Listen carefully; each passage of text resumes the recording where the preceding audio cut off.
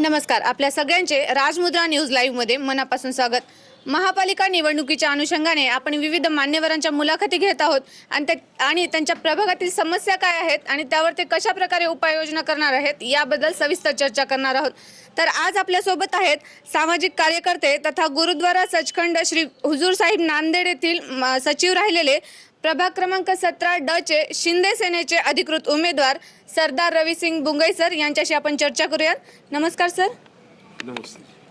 Sir, आजपर्यंत आपले कोणकोणते सामाजिक कार्य झालेले आहेत त्याबद्दल आम्हाला थोडासा आढावा द्यावा.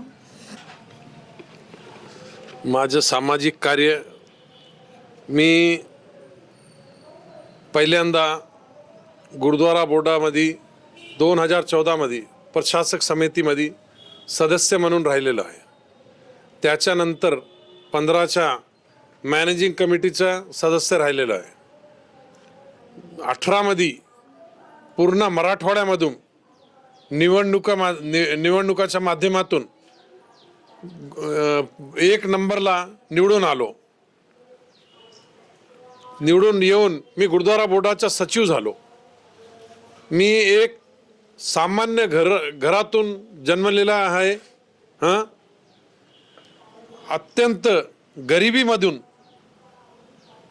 इथपर्यंत आलेलो आहे मी.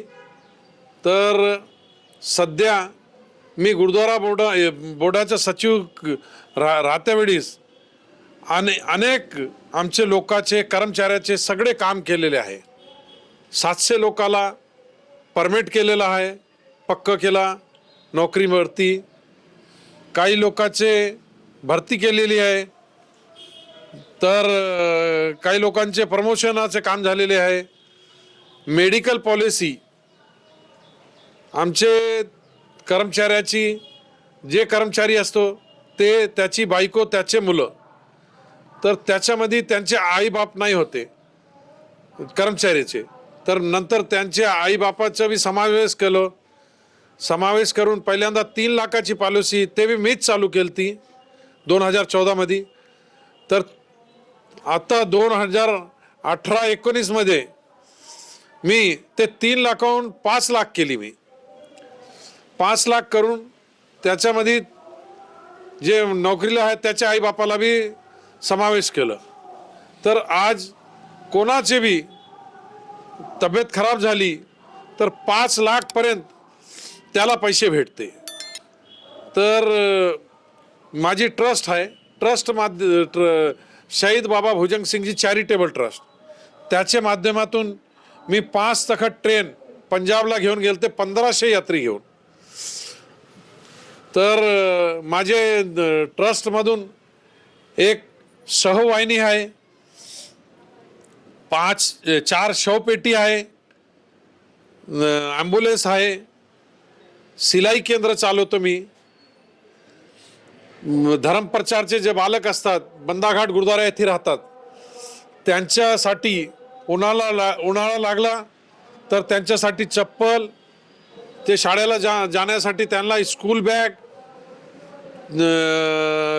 दिवाळी आली की त्यांच्यासाठी कपडे, सगळं परिवार घेऊन मी स्वतः जाऊन त्यांच्यासोबत दिवाळी साजरी करतो बंदाघाट गुरुद्वारा येथे.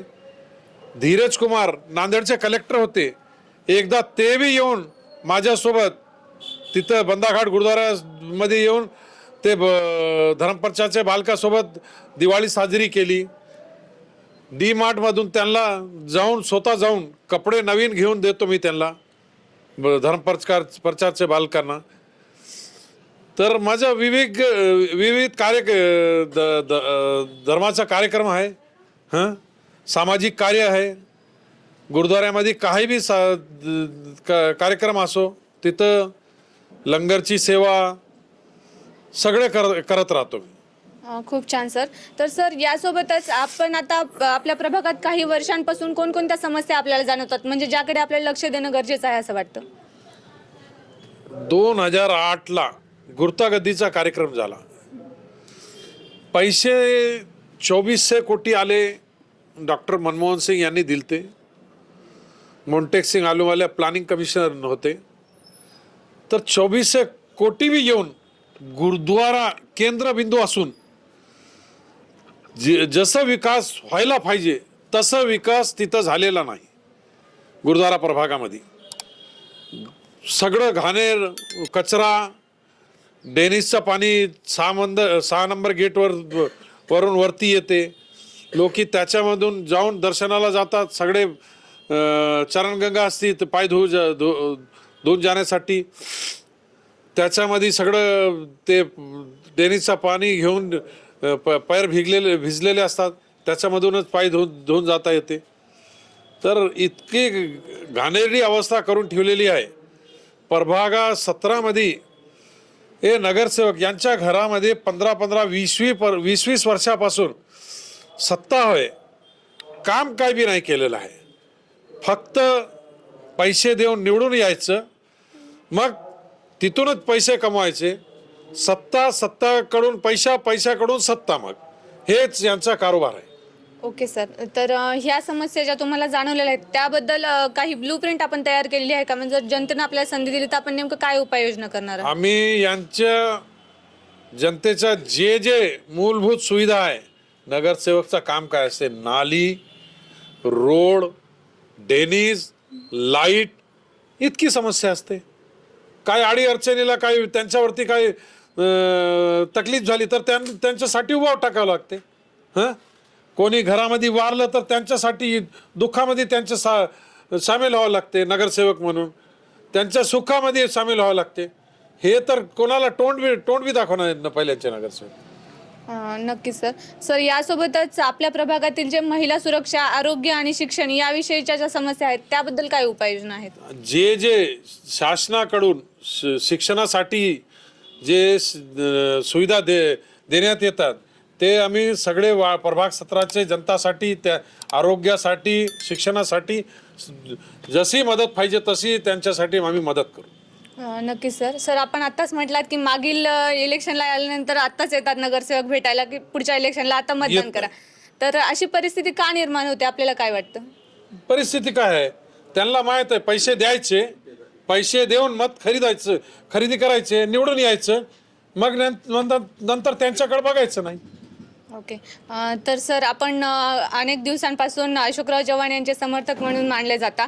आपली ओळखही तशी होती. तर आता या इलेक्शनमध्ये चित्र थोडंसं वेगळं दिसतंय. तर यामागे नेमकं काय कारण आहे?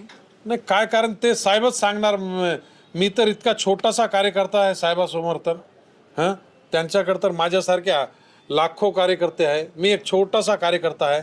मी 30 वर्षापासून प्रामाणिक राहिलेला आहे. माझी आता काय शिकायत नाही. माझा आता स्वतःचा आता पक्ष, सध्याचा पक्ष आहे शिवसेना. माझी निष्ठा ह्या पक्षाबद्दल आहे. आता त्याच्यासाठी मी त्यांना काय म्हणणार नाही, काही नाही. जे झालं ते झालं. आता मला निवडणूक लढवायची होती, मी निवडणूक लढवली, बस. ओके, नक्की सर. सर, महापालिका निवडणुकीच्या अनुषंगाने आपण आता ही मुलाखत घेत आहोत. तर आता आपल्याला पाहणाऱ्या मतदारांना आपण काय आवाहन कराल?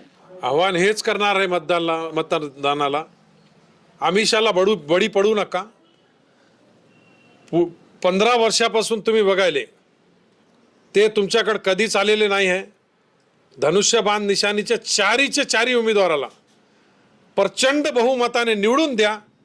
पुढचे 5 वर्ष तुमच्यासाठी आम्ही इतके काम करू की आम्हाला याच्यानंतर वार्डामध्ये फिरायची गरज पडणार नाही. हे आत्ता सांगतो मी. आता आम्ही प्रभाग 17मध्ये सोमेश कॉलनीमध्ये आहे.